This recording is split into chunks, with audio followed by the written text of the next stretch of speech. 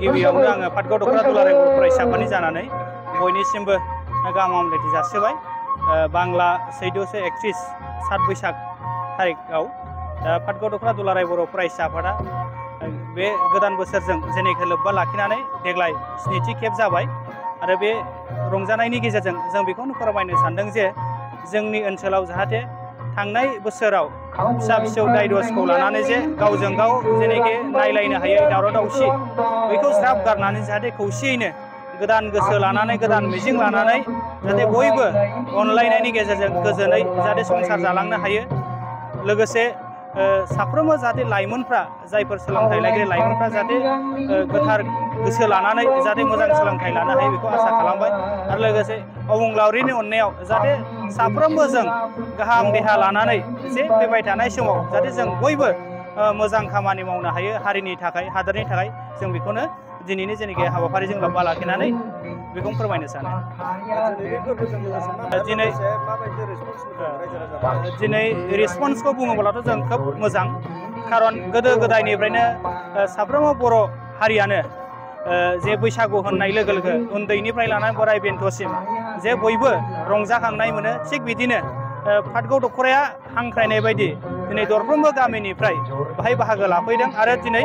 दख'रा आफादा जे गेवलाङै बैसागु जेनेखि रंजानाय बे हाबाफारिनि गेजेरजों जे बैसागु मेथाइ खननानै जेनेखि गेवलाङै मोसानाय बे हाबाफारिखौ लानाय जादों आरो बैसागु मेथाइ खननाय बेखौ जों कम्पिटिसन लेभेलाव जों लानाय जादों। बेनि उनाव जे खौसेयैनो जोङो जयैनो गोखा गोखै जेनेखि बेदर खाजि जालायनाय बेनि गेजेरजों दिनै जोङो फोजोबनो सानदों आरो हानजाया देरहासार जानो हागोन बिथांमोननो जोङो नोगोद रां हरनाय जागोन आरो आसा खालामो जे फैबाय थानाय समाव बेबायदि बैसागु फोरबोजों लोब्बा लाखिनाय जे हाबाफारि खुंबाय थानायाव साफ्रोमबो ओनसोलनि साफ्रोमबो रायजो राजा आइ आफा बिदा फंबायमोनहा जोंखौ मदद होगोन आरो अनलायनायनि गेजेरजों जाहाथे जों गोजोननि थाखाय बयबो खामानि मावगोन बेखौ जों मिजिंथिनो हायो।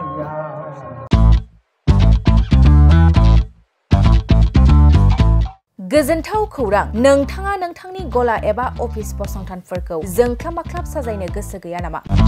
नोंथांनि गलाफोरखौ बायदि बायदि रोखोमनि जोंख्लाब माख्लाब खालामनानै साजायनो थाखाय क'क्राझार नोगोरनि सिङाव थानाय गौरां भेलि हटेल साखाथियाव सानिक्य आर्ट एन्ड डिजाइन गलाया लानानै फैदों बायदि बायदि रोखोमनि आर्ट डिजाइन। क'क्राझार नोगोरनि सिङाव थानाय गौरां भेलि हटेल साखाथियाव सानिक्य आर्ट एन्ड डिजाइन गलाया नोंथांमोननि थाखाय लानानै फैदों नोंथांनि गलाखौ जोंख्लाब माख्लाब खालामनो गोबां रोखोमनि आर्ट डिजाइन। बेफोर आर्ट डिजाइनफोरनि गेजेराव दं 3D signboard, 2D signboard, acrylic trophy, SAP panel, name प्लेटार्स, रेट्र, रिफ्लेक्टिभ साइनबोर्ड, नियन साइनबोर्डफोरनि आर्ट डिजाइनफोरखौ नोंथाङा सानिक्य आर्ट एन्ड डिजाइन गलानिफ्राय मोनफुंनो हागोन। बेनि अनगायैबो इनग्रेभिं सार्भिस, आर्क्राइलिक लेटार काटिं, MDF जालि काटिं, लग', ग्राफिक्स डिजाइन आरो कास्टमाइज गिफ्ट आइटेम्सफोरखौ नोंथांमोननि गलानि थाखाय सानिक्य आर्ट एन्ड डिजाइन गलाया लानानै फैदों आर्ट डिजाइन। गोबां बाथ्रा मिथिनो थाखाय नोंथाङा नैबे 9706125636 6800981649 जानबुं नम्बरनि गेजेरजों खौरां लाहरनो हागोन।